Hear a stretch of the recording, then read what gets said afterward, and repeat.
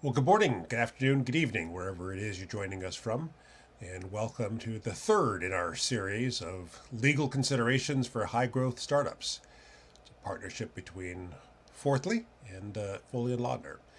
So today's discussion point is M&A for startup founders. So you create a company, you get it going, you get great success, and then one day somebody offers to buy you. And so, what are the considerations that you should think about as a startup founder if you review an acquisition offer? I'm Brett Waters. I've been in Silicon Valley my entire life, started and run a few companies. Today, I'm all in on helping other entrepreneurs. So, I teach entrepreneurship at Stanford University. I coach startup CEOs at the Miller Center for Social Entrepreneurship, and I run the Fourthly Startup Accelerator. And joining me this morning for this conversation about this particular topic is, first of all, Eric. Eric, good morning. Good morning, Brett. How are you? I'm okay. Where are you joining us from today? I am joining you from Palo Alto. I wish Palo I have Alto. I have a more exciting answer, but I don't. You know, the heart of Silicon Valley. Absolutely. So, Eric, give us the brief background around yourself. Sure. I'm a senior counsel at Foley and Lardner's Palo Alto office, and my practice focus mainly on M&As. That would be my bread and butter, with a splash of the typical Bay Area corporate transactions. Other types of transactions, for example, venture financings, or even general corporate counseling work. But I would say by far my bread and butter and my interest lies with M&A. Terrific. Well, then you're the right person to be on this panel. Also joining us is Brandy. Morning, Brandy. Hi, how are you? Well, I'm okay. So, where are you joining us from today? So I am with Foley's San Francisco office. There we go. Yeah, and I've been practicing M&A for close to 20 years now. I originally started out as a general practitioner. One of the first things I did, of course, was help entrepreneurs start and form their business. One of my first clients, actually, within a few years after helping them start and fund their business, sold it for about $500 million. And when I did that, I was hooked. I said, this is what I want to be doing. I want to help companies with their exits. And so now my focus is 100% on M&A. Well, that's terrific. That's terrific. So, I'd like to invite our audience to, if you have questions for our panelists today, just put them right there in the chat box, and we'll get to them. So, and also give us an idea where you're calling from. I'm interested in where our various attendees are as they're joining us today. So Eric and Brandy. I've been through this process a couple times myself of, founding a company, and it's my passion for 2 or 5 or 10 years, and then finally one day it seems like maybe it's time to consider a acquisition offer. And that moment is kind of an emotional one for many startup founders because this is your baby. And you have a whole bunch of things on your mind. You've got obviously your own personal outcomes from a transaction in mind, but you're concerned about the employees. You're concerned about the customers. You're concerned about going into a transaction that doesn't end up closing, which can be very, very disruptive for the operations of the company. So, what are some of the things that a founder should think about in terms of reviewing a term sheet for a potential acquisition offer? Brandy, if you had a client walk into your office tomorrow and say, "I've got a term sheet for an acquisition," what are the top three things I should think about as I review this? What would your answer be, Brandy? Sure. Well, usually the top thing that every founder thinks of first and looks for first is the number, Yeah. right? So what is the value of my company? And of course, that is a top consideration as you evaluate an offer from a potential purchaser. But there are other things, of course, that are important as well. So it's not only, how much, but when am I going to get it? And do I ever have to give it back? So, Right. so all of those things are important. And then, there will be a number of other things as as a a seller, am I going to continue to remain invested?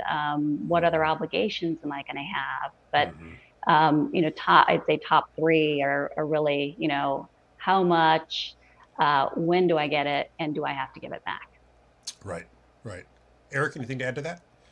I agree with 100% with what Brandy just said, and I think to her point about giving money back, that is actually a very important factor that usually a lot of founders pay less attention to compared to the closing consideration that they're given. If we go with a representation of warranties insurance policy, which is quite common nowadays. We can even take a more seller favor approach and try to argue for a complete release in favor of the sellers after the closing, in which case, the sellers, after they sell the company, they can sleep sound at night. And if that is not what was agreed upon, then we need to get into the weeds of identification. What's a cap? The money that sellers get at closing may not be there, so that's very important. And another thing that I would like to add is exclusivity. So a lot of buyers would require exclusivity to be inserted as a clause to the LOI, given the resources that they'll need to spend on moving the deal forward.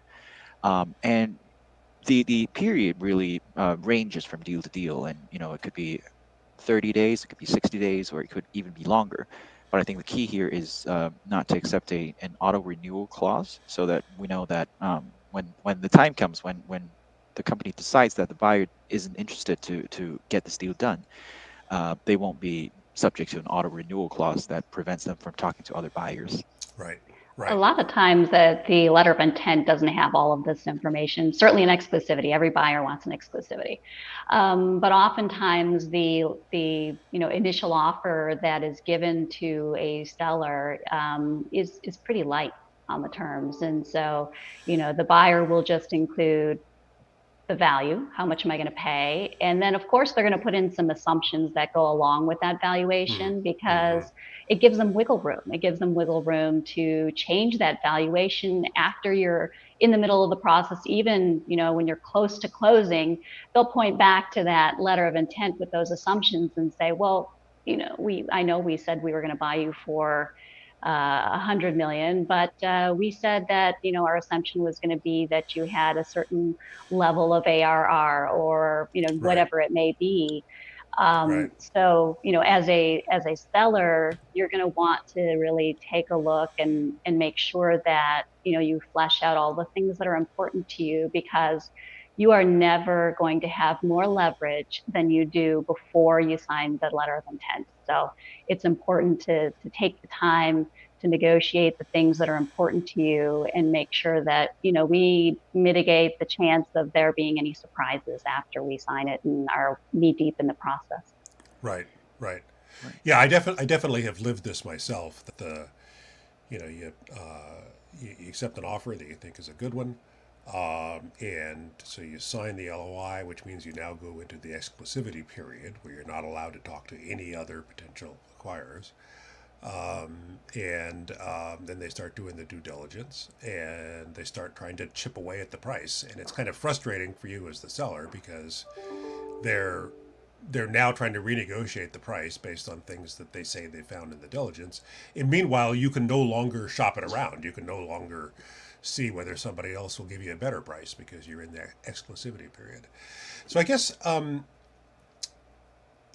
maybe Brandy, walk us through kind of the process, the typical process. In other words, there's informal conversations that eventually result in an LOI, and then some sort of exclusivity, and then sort of walk us through what that process typically looks like. Yeah, sure. And it depends on your process. So hopefully you've got a lot of options as a seller. I would recommend, every seller talk to an investment banker or another financial advisor to help them with the process, because what they can do for you as a seller is they can go and shop the deal, right? And it's much better for you as a seller to get multiple parties who are interested, because then you've got more power and we've got more leverage. So, hopefully you've gotten someone to help you with that process, to shop the company a little bit. You've ideally got more than one interested party, but if you only have one, that's all you need, right? And so you have some preliminary discussions. Usually you will prepare like a management presentation that will give the high level overview of the company. And then if the buyer is interested, they'll put together this letter of intent, you negotiate it, and you execute it. You would also execute at that time, typically, unless you've got the leverage to avoid it, an exclusivity agreement. The exclusivity agreement guarantees the buyer that you're not going to talk to anyone else. You're not going to try and do another deal during a certain period of time, and that time frame is negotiable. And that could be, depending on how quick could be 14 days to 60 days to 90 days. Those are on the longer end, by the way. And you would also enter into a confidentiality agreement, because of course it's very important to protect your information, because there is going to be a very extensive due diligence process where the buyer is going to be asking you for everything under the sun. And it's a lot of work. And it's a lot of time, and it's really hard to do that and operate your business at the same time, but that's what you're going to have to do. And the buyer will usually take, anywhere from, 3 weeks to 4 weeks, something like that, to do all of its diligence. There'll be multiple requests for information. And then concurrently, there would be a draft acquisition agreement that would be put together and ideally negotiated at the same time, so you keep the process moving as quickly as possible. That's the importance of having a very short, if you do enter into exclusivity, having a short period, because it keeps the pressure on the buyer to move quickly, not drag things out. Time is our enemy. We want this process to go quickly, so there's no surprises, nothing comes up. And the way to do that as a seller is to prepare, right? To prepare even before you get into this process, and that means making sure your financial house is in order, making sure you've got good, clean financial statements, making sure you've got the right advisors. You have a good CFO or outside financial consultant to be helping you be prepared for the process. Maybe getting together your due diligence or data room ahead of time. That saves time and can be a reason why you can negotiate for a shorter exclusivity period, because you can say, look, my data room's ready to go. I don't, you're going to get access to diligence material right away, so we don't need this extended period of time for exclusivity. And then, I'm old enough. I remember when data rooms were actual physical rooms. Yes, I do too. Now, a data room is usually a digital repository of some sort. Yep. Absolutely. And I'll also add that in the negotiation stage or the diligence stage, there is also a very significant task for the sellers to complete, and that is the disclosure schedules. And that could, take up a significant portion of time and resources that the seller will devote into the deal. So basically what it says is, in the definitive agreement, down the road, there will be 30 to 40 pages of representations and warranties about the operation of the company. And if any of these representations are untrue, the sellers would need to set forth this disclosure in the disclosure schedule to be delivered to the buyer, in order to prevent the buyer from being able to make a claim against the seller after closing under indemnity. So that could be a very long process. And my favorite opening line whenever I get on the first call with a client on the schedules is that I'm probably going to be the least favorite person in the world after this is done. So please bear with me. And that is an interesting process. And after the diligence is completed and the definitive documents are signed, then we can proceed to signing. And at signing, the only thing that I would also consider sellers to think about is what documents are supposed to be delivered at signing. For example, a lot of times buyer would want employment agreements to be delivered by certain individuals deemed key employees, but the seller would need to think about how is that going to interplay with employee communication plans. For example, if none of the employees know about the deal and the buyer wants 20 employees to sign an employment agreement at signing. You know, how is that going to be achieved? Yeah. So that is also very important. And a lot of times buyers would also ask for a certain number of stockholders to sign jointer agreements saying that they agree to be bound by the terms of the merger agreement and some other documents as well. So we need to think about whether we are confident that we can gather that amount of signatures in a short period of time. This is why the letter of intent is so important, because we need to understand upfront what's required, right? And we want to try and lay that out and get an agreement upfront, because it can add a lot of delay, right? And we want to make sure that this whole process is a productive one. And the way we know it's productive is if we have alignment between the two parties up front. And so that involves things that, you know, Eric alluded to, like structuring the deal, right? So there are different structures. The letter of intent will probably address that.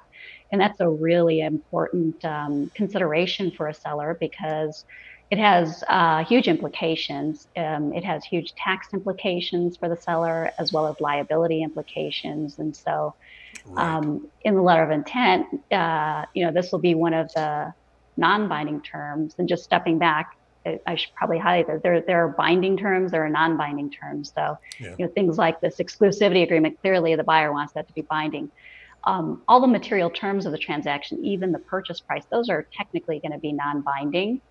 But what's in it, once you have something in the letter of intent or the term sheet, it's really hard to walk back from that.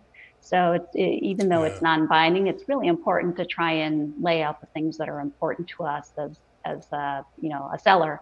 So that includes structure, that includes purchase price, that includes how am I getting paid? Is it going to be cash? Is it going to be stock? Right. Is it going to be contingent on certain metrics being met after the closing?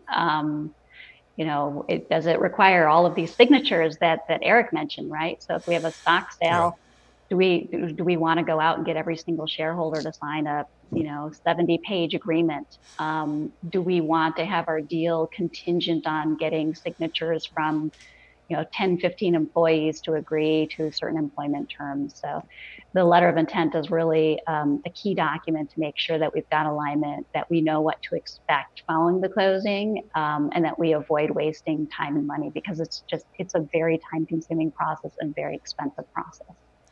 So I think, Brandy, I think part of what you're saying is that, you know, I've often seen a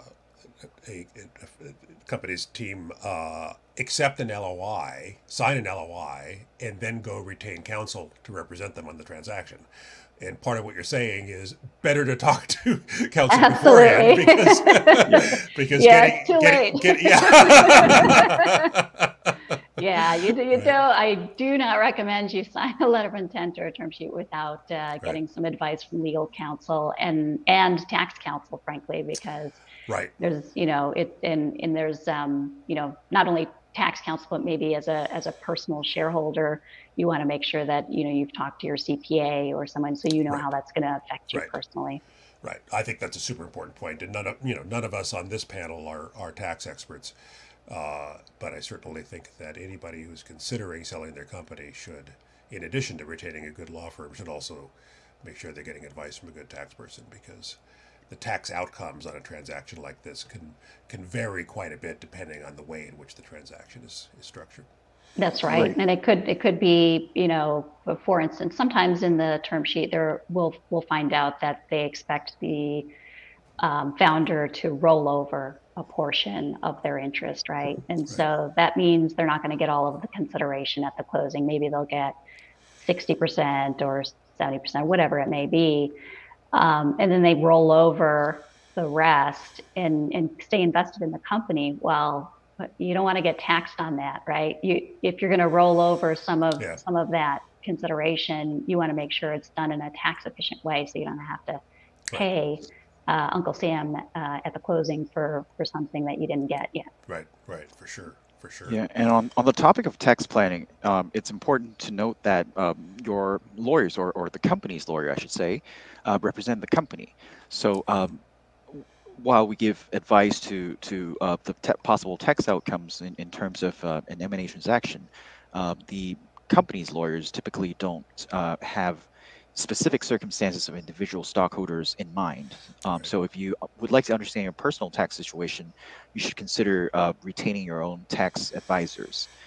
And also to Brandy's point about engaging legal counsel earlier on in the process to make sure that the LOI terms are done right. There are actually a lot of benefits with engaging counsel earlier on in the process. For example, we've seen a lot of I shouldn't say a lot. We've seen some of our clients in the past who incorporated company through online resources that are available at no cost or very low cost. And then they've been handling their cap tables and whatnot throughout these few years of operation. And then all of a sudden they come to us. And then we spot a lot of problems. And oftentimes it is very costly and time consuming to fix all these problems before we can get the company to a stage or at a point where it can be sold. And besides that, we also need to consider how the structure is going to affect, the operation. For example, if the buyer wants to structure this M&A transaction as an asset purchase, i.e. they're buying the assets of the company and not the stock, that might trigger anti-assignment provisions in customer contracts, for example. And, all of a sudden, your top 5 customers may have a right to cancel their contracts with you, and that is going to directly impact the value of your company. So engaging counsel earlier in the process will help you understand all these different implications besides, the hard number that you see on the LOI. That's right. Yeah, Brett, you mentioned you've experienced the unfortunate scenario where they do diligence and then they use that as an excuse to they'll either use it as an excuse to reduce the purchase price, or they'll use it as an excuse to hold back some of the purchase price and keep it in escrow in case something comes from it. So as Eric mentioned, this is, being prepared ahead of time, knowing your own skeletons in your closet and clearing out that closet ahead of time, because you can fix things, right? You can take care of things, most things, in advance of starting the deal process. So that way, the buyer doesn't have to encounter it. They can't use it as an excuse to reduce the purchase price. Right. So let's say, for example, that you'd made an offer of $44 billion to buy a company. And and then decide you don't want to buy it after all. And then decide you want to buy it after all. And there's something about fake accounts. Yeah. So, Eric, you mentioned reps and warranties. And, this is something, again, that I've been through before where, you're given this long list of many pages worth of questions where you need to represent and warranty a whole bunch of things. And there'll be questions on there like, have you ever fired someone who might still be mad at you? Yes. Like, yeah, maybe. And you mentioned insurance against this, which is actually, honestly, it's not something I'm familiar with. So tell us about that. Sure. So there is a insurance product available in the market called Reps and Warranties Insurance.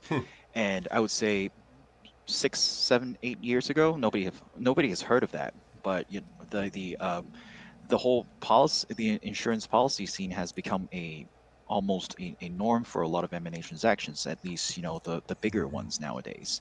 So what it does is the buyer would go to an insurance carrier and say, hey, I want to purchase an insurance policy to cover any breaches of reps that are made by the sellers after the closing in case they suffer a loss as a result.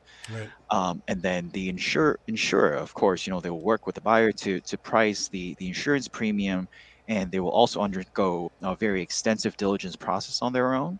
So the insurance carrier is going to retain their own counsel, is going to look into the financials of the company, and they will want to make sure that the buyer actually has undergone a robust diligence process. So they'll be talking to the company's counsel, the company's in-house people, to understand how the diligence was done, or what follow-ups or what conclusions were come to after this diligence process. And after the insurance carrier has had a chance to consider the diligence process of the buyer, they will propose a list of excluded items that would be applicable to this particular deal. So a lot of these are still determined on a case-by-case basis. But the idea is by purchasing a reps and warranties insurance policy, the buyer would not have to go back to the sellers Right. after the closing for any claims. And that can be beneficial in a lot of ways. First of all, it would be easier for the buyer to make a claim against, a big name instead of some individual stockholders. Yeah. Secondly, and this is probably more relevant to strategic buyers, if a strategic buyer buys a company for strategic reasons, they have every incentive to make sure that the employees are happy, and the Sure. employees are more commonly than not some of the stockholders.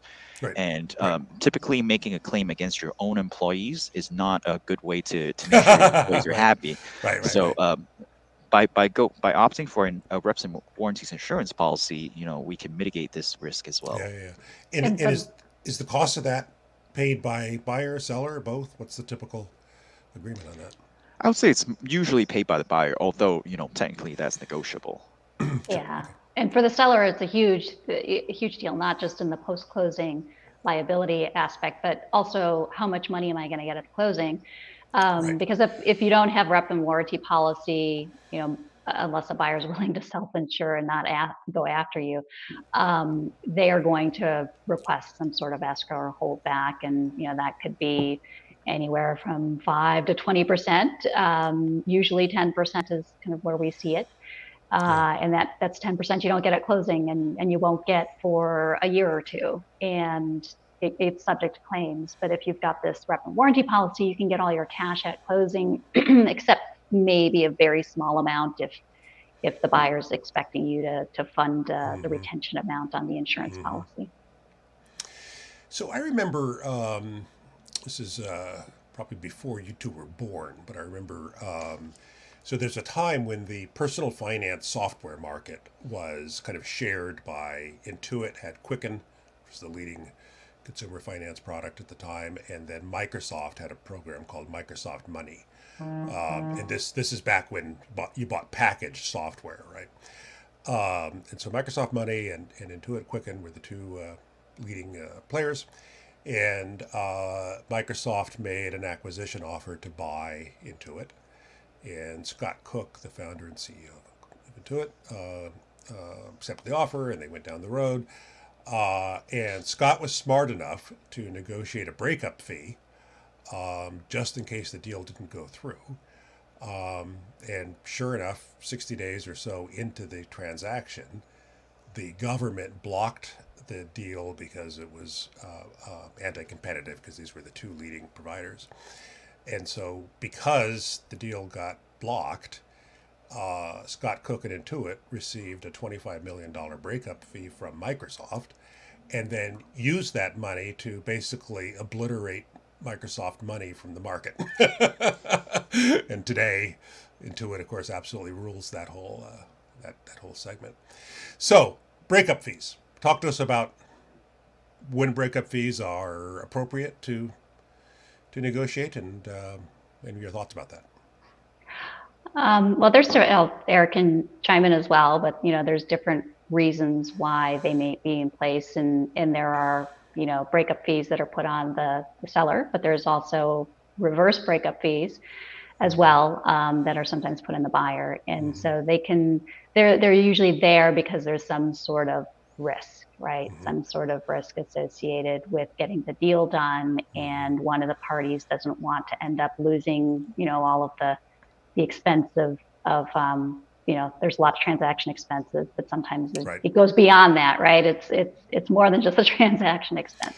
Well, it can be, you can lose a lot of momentum in the organization, because even though you're trying to do this in a way that is, kept quiet, eventually the word gets out, and now all the employees know that the company is about to be sold. All the customers know the company is about to be sold. All the vendors know the company is about to be sold. And so, there's a lot of organizational momentum that can be lost by entering into an agreement like this. And when it suddenly falls apart, it can take a while to get the momentum back.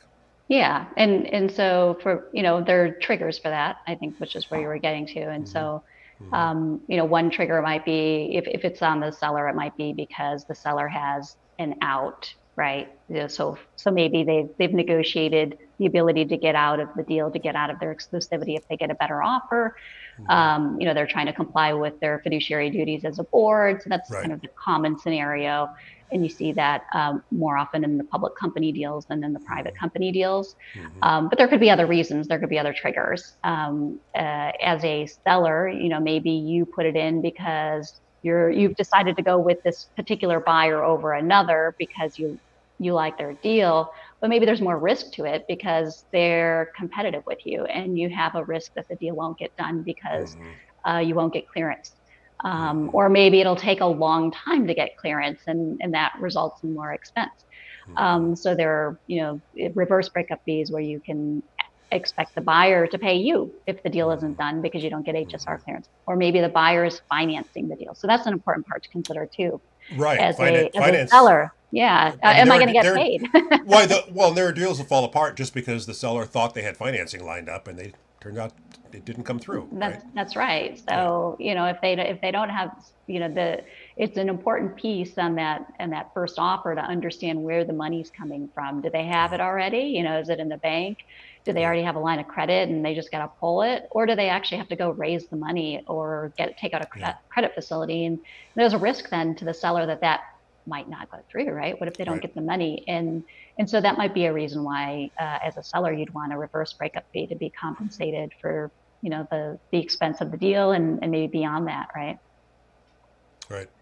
Eric, anything on this topic? Yeah, well, piggybacking on what Brandy just said, a lot of times this reverse breakup fee or breakup fee issue ties back to momentum of the deal. And one of the reasons why it's more common in public deals is probably because public deals are usually done at a much faster pace than your typical venture-backed Silicon Valley style startup company.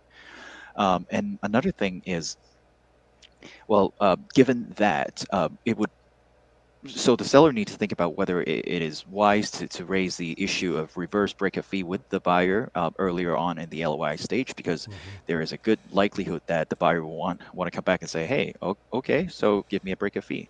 That's number one.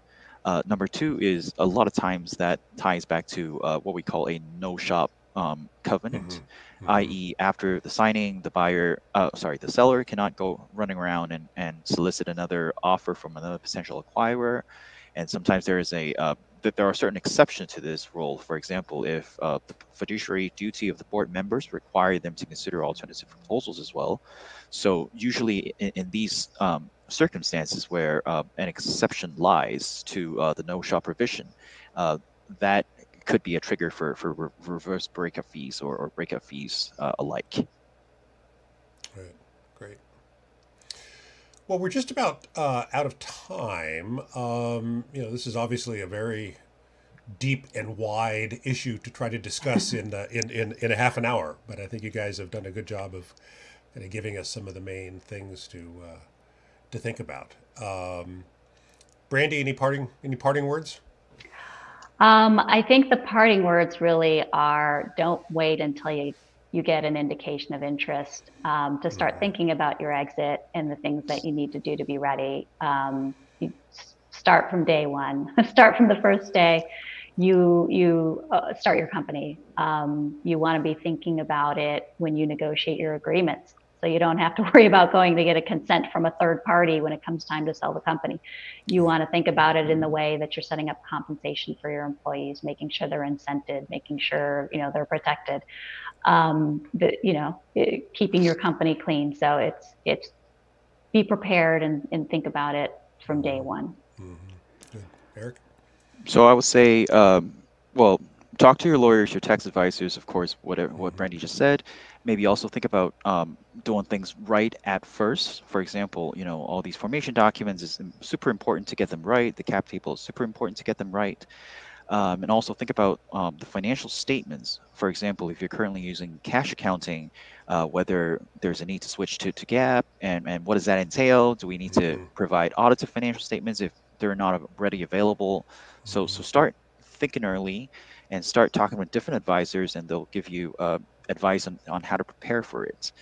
And if you talk to your counsel, I'm sure your counsel will talk to you about the various things that we can start, to clean up the company. For example, if there's any employee or contractor who hasn't signed an assignment agreement, those are the kind of work that we can forward to the front to ensure that there won't be a situation where one employee who's probably never touched the lucrative part of the company's products, all of a sudden they come forward and say, hey, you can't close without my signatures to the assignment agreement. Now I want $50,000. Otherwise, I'm not going to sign it. Right. Yeah. So I can sum up my advice to any company founder on this whole topic, which is that during a financing or doing an M&A transaction, everything's going to come tumbling out of the closet. And so you want to have all of this stuff as absolutely tidy as possible. I wrote a post on Medium about a cap table mistake that cost me $130,000 out of my pocket because we were right in the middle of a M&A transaction, and turns out I had made a promise to somebody that I had never entered on the cap table, and I had to kind of personally fix it in order to get the deal closed. And so I wrote a Medium post about it so that others can learn from my mistakes. That's very kind of you. All right, Eric and Brady, this has been a terrific discussion, terrific conversation. Thank you so much. Really lucky to have two attorneys who specialize in M&A transactions being willing to join us this morning to share some thoughts. So thanks to the two of you very much. The pleasure is Thanks for having ours. us. Yeah. And next week in this series, we're going to talk about employment law stuff. Ooh, good one. Which this falls into the category of get everything right the first time, so that it doesn't come tumbling out of the closet later. Absolutely. So next week we'll discuss that. Thanks again, you guys. See you soon. Thanks. Bye-bye.